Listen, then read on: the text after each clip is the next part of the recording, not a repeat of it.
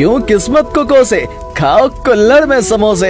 आइए आइए खाइए मिनी समोसे, मोनू के मिनी समोसे। कुल्हड़ समोसे वाला। वीरगंज नाम के एक गांव में मोनू अपने परिवार के साथ रहता था। मोनू का परिवार हमेशा से ही समोसे बेचकर अपना घर चलाया करता था। उनकी आर्थिक स्थिति काफी अच्छी थी, पर मंगेश को जुआ खेलने की बुरी लत लग गई थी, जिस कारण वो कामकाज सब बंद कर रोड पर पड़ा रहने लगा। ए छिबरी, कहाँ उसके बैठी है? चल जा, मेरे लिए कुछ बना कर ले गया। आप फिर पी कर आ गए। इस तरह आप जुए में सब कुछ उड़ाते रहेंगे तो हम सब रोड पर आ जाएंगे। जो समोसा दुकान पूरे वीरगंज में जाना जाता था, आज उस दुकान को बंद हुए 3 साल होने आ गए हैं। खाते खाते तो कुबेर का खजाना भी खाली हो जाता है। अपनी नहीं तो कम से कम मोनू के बारे में तो सोचिए। वो मोनू, तूने उसे MBA करने भेजा है ना? यार रहता तो किसी मैकेनिक के यहाँ उसे काम पर लगा देता, मैं पैसा कमा कर लाता। न जाने शहर जाकर कौन सा MBA कर रहा है। मोनू बचपन से ही कुछ बड़ा करना चाहता था, इसीलिए जमींदार के पास अपनी जमीन गिरवी रखकर छिबरी ने उसे शहर भेज दिया था।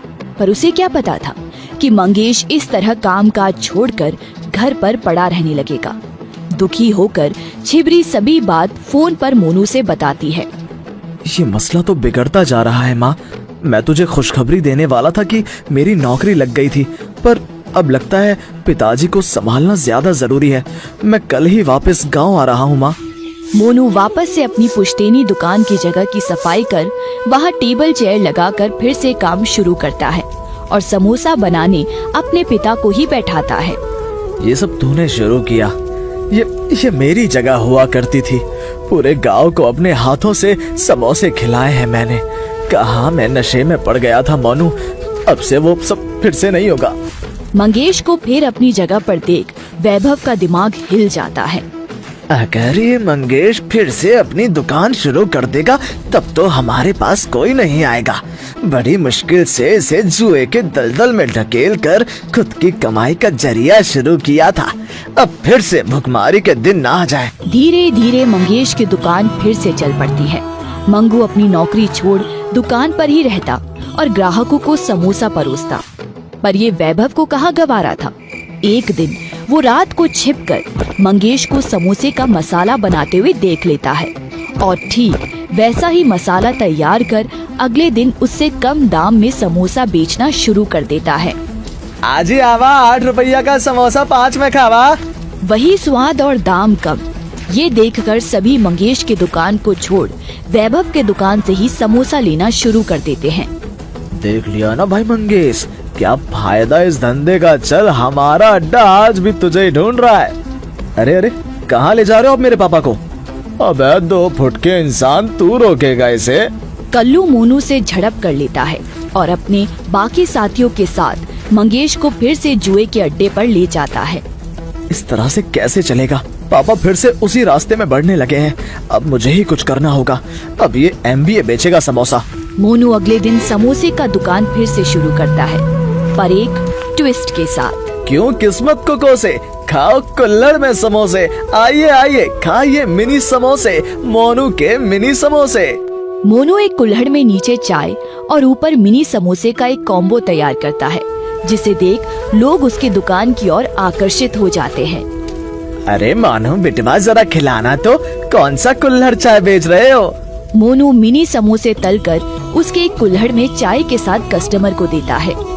अरे ई का भला है, ये समोसा है या मुंह को स्वादिष्ट करने का जादुई नुस्खा? दिल खुश होगा बेटा, मैं सभी को तुम्हारी दुकान पर भेजता हूँ अभी। मोनू का आइडिया बड़ा ही अलग और अनोखा था। कुछ दिनों बाद उसके दुकान के बाहर एक गाड़ी आकर रुकती है, जिसमें से एक आदमी उतरकर मोनू के कुल्हड़ समोसे खाने के बाद उससे पूछता है, ये आइडिया आपके दिमाग में कैसे आया? इतना अलग। मैं बहुत प्रभावित हुआ हूँ आपके इस सोच से। एक्चुअली मैं एक रिपोर्टर हूँ, मुझे न्यूज भी मिल जाएगी। Actually I am an MBA from Delhi. मेरे पिता को जुए और शराब की लत लग गई थी। उस लत से उन्हें निकालने के लिए ये MBA हलवाई बन गया। MBA कुल्हड़ चाय वाला मिल गया मुझे। ये टाइटल से हमारी न्यूज बहुत चलेगी। उसी रात प्रकाश मोनू की पूरी जीवन गाथा को लिखकर पेपर में छपवा देता है और MBA चाय वाला सुर्खियों में छा जाता है। अगले दिन सभी टीवी चैनल वाली की भीड़ मोनू के दुकान पर लग जाती है।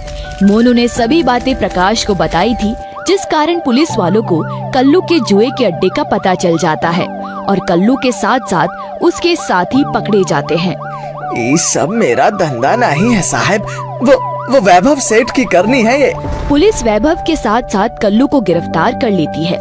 मंगेश के पछतावे की कोई सीमा नहीं रहती। वो सभी से माफी मांगकर मोनू से कहता है, अब ये मोनू MBA कुल्हड़ चाय वाले की दुकान पर मुझे काम करने को मिलेगा ना पिताजी? मोनू मंगेश के गले लग जाता है और दोनों बाप बेटे दुकान के काम पर फिर से लग जाते हैं। अंडा पफ वाले की सफलता। अरे मेरे पैसे? क्या हुआ बापू? किसी ने जेब पर हाथ साफ कर लिया बेटी। ये शहर है या चोरों का अड्डा? अब क्या होगा? श्याम कई साल पहले मजदूरी करने के लिए अपनी बेटी साक्षी के साथ गांव से शहर में आया था। उसकी पत्नी सरिता के दिल के ऑपरेशन के लिए पैसों की सख्त जरूरत थी। मुझे बचा लो जी, मैं अभी जीना चाहती हूँ। मैं साक्षी बेटी की शादी देखे बिना मरना नहीं चाहती। तुम घबराओ मत सरिता, मैं और साक्षी शहर पैसा कमाने जा रहे हैं और कुछ ही दिनों में पैसा कमाकर तेरा ऑपरेशन करा देंगे और तू ठीक हो जाएगी। हाँ माँ, बस थोड़ा सब्र और कर ले। शहर आकर बेटी मेला देखने की जिद करने लगती है तो श्याम उसे मेला दिखाने के लिए मजबूर हो जाता है, मगर मेले में आते ही किसी ने उसकी जेब काट ली और वो चीखने चिल्लाने लगा। अब क्या होगा बेटी साक्षी, हमारे पास तो मौसी के घर जाने तक का किराया नहीं बचा।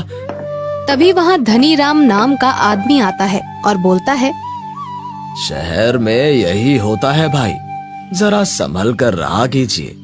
पर अब क्या करे साहब, जेब में तो एक फूटी कौड़ी नहीं बची, ऊपर से कोई काम काज भी अभी तक हाथ नहीं लगा है। यहाँ किसके पास रहते हो? अपनी एक मौसी यहाँ रहती हैं, उन्हीं के पास रहकर कोई काम ढूंढ रहे हैं। धनीराम को श्याम का आचार व्यवहार अच्छा लगता है और इसीलिए उसे अपना विजिटिंग कार्ड देते हुए बोलता है, तो फिर समझो तुम्हें काम भी मिल गया। ये लो मेरी दुकान का पता, कल 11 बजे आ जाना, मैं तुम्हें अपनी दुकान पर नौकर रख लूंगा। धनीराम सेठ की बड़े बाजार में जूतों की दुकान थी। श्याम ने अपनी मेहनत और ईमानदारी से कुछ ही दिनों में धनीराम का दिल जीत लिया। एक दिन धनीराम श्याम से बोलता है, अरे श्याम, आज तो अंडा पफ खाने का मन है भाई, ये ले पैसे और जाकर अंडा पफ लेकर आ। अभी ले आता हूँ सेठ जी। श्याम अंडा पफ ले आया और धनीराम ने अपने साथ साथ उसे भी अंडा पफ खाने को दिए तो श्याम अंडा पफ चख कर बोला, इनसे ज्यादा लजीज अंडा पफ तो मैं भी बना सकता हूँ। अच्छा, बनाकर दिखाएगा? अरे ऐसा अंडा पफ बनाऊंगा सेठ कि तारीफ करते ना थकोगे। श्याम ने सचमुच ऐसे अंडा पफ बनाए कि धनीराम उनको खाकर तारीफ किए बिना रह न सका। वाह भाई श्यामलाल, तेरे बनाए अंडा पफ खाकर तबीयत हरी हो गई। ऐसे अंडा पफ तो पहले कभी नहीं खाए। तू तो पक्का कारीगर निकला भाई। धनीराम को इतना खुश देखकर श्याम बोला, सेठ जी, अगर आप इजाजत दे तो मैं आपकी दुकान के सामने अंडा पफ की ठेली लगा लूं। मैं आपको थोड़ा बहुत किराया भी दे दिया करूंगा। किराए की बात सुनकर धनीराम ने सोचा, मेरी दुकान के आगे बहुत सारी जगह खाली पड़ी है, ये मेरे किस काम की? अगर ये इसे किराए पर ले लेगा तो मेरी तो कुछ ना कुछ आमदनी ही होगी। इसी लालच में आकर धनीराम ने उसको ठेली लगाने की इजाजत दे दी और फिर कुछ ही दिनों में श्याम की ठेली पर अंडा पफ खाने वालों की भीड़ उमड़ने लगती है। भाई, तुम ऐसे कौन से मसाले डालते हो जिनसे अंडा पफ इतने लजीज बन जाते हैं? घर पर स्पेशल मसाले बनाता हूँ बहन जी, तभी तो इतने स्वादिष्ट अंडा पफ बनते हैं। बहुत सारी जगहों पर अंडा पफ खाए, पर ऐसे अंडा पफ तो कहीं भी खाने को नहीं मिले। श्याम का काम बहुत अच्छे से चलता देखकर धनीराम के मन में लालच आ जाता है। इसका धंधा ऐसे चलता रहा तो ये मुझसे भी अमीर हो जाएगा।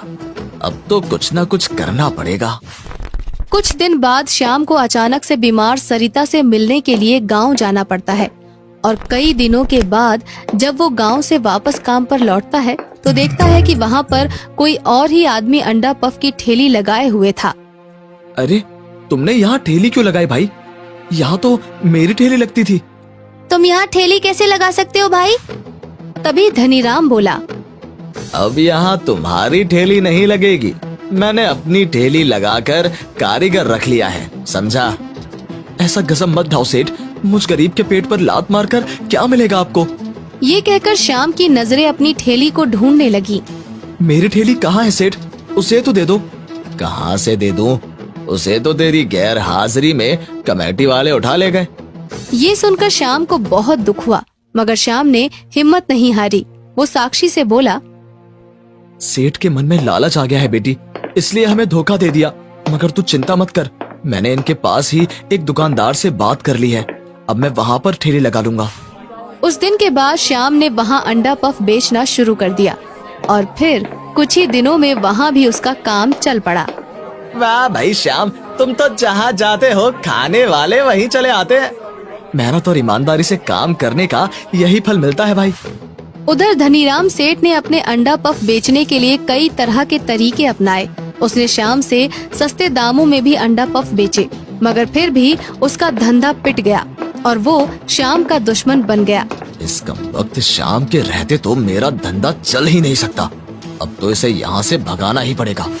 अगले ही दिन वो अपने कुछ आदमी श्याम की ठेली पर भेजता है। अबे साले, इतना खराब माल बनाता है और ज्यादा दाम मांगता है, मारो साले को और भगाओ यहाँ से।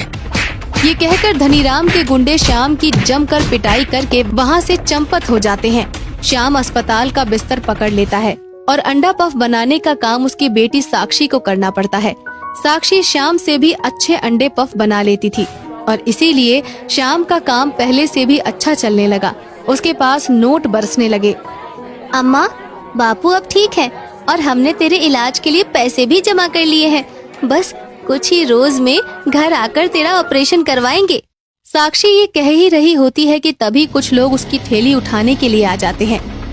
चलो चलो, इस ठेली को उठाओ, ये ठेली आज के बाद यहाँ दिखाई नहीं देनी चाहिए। आप कौन है साहब? दिखाई नहीं देता, नगर निगम के लोग हैं। हम गरीबों पर दया करो साहब, यही हमारी रोजी रोटी है, इसे मत छीनो।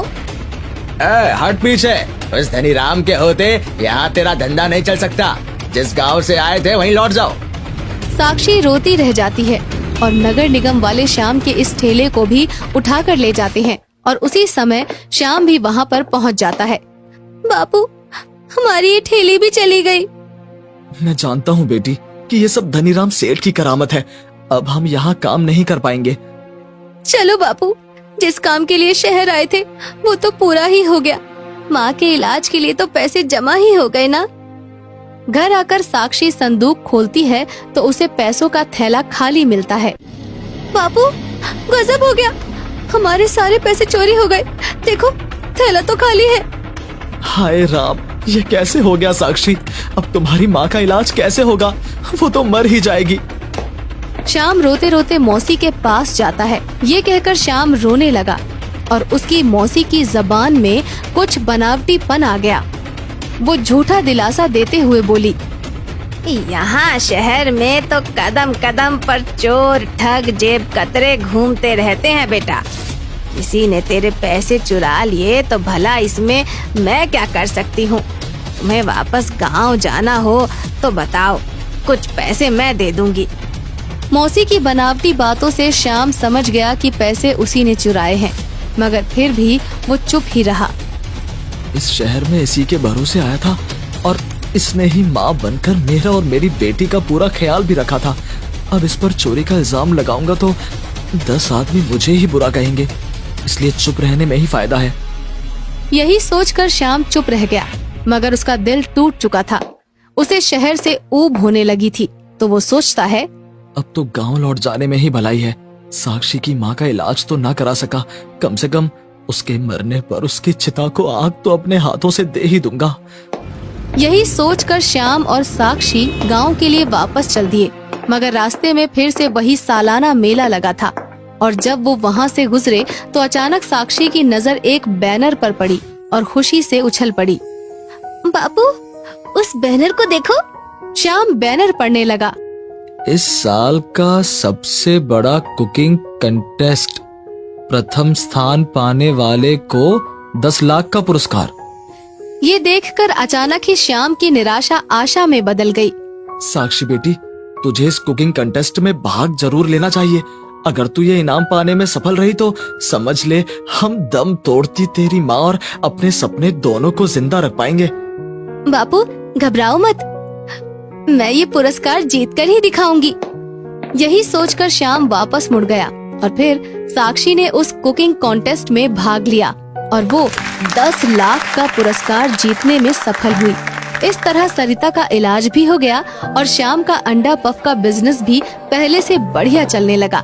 उधर श्याम की बेईमान मौसी को लकवा मार गया और लालची व निर्दयी धनीराम का धंधा धीरे धीरे बंद होकर रह गया।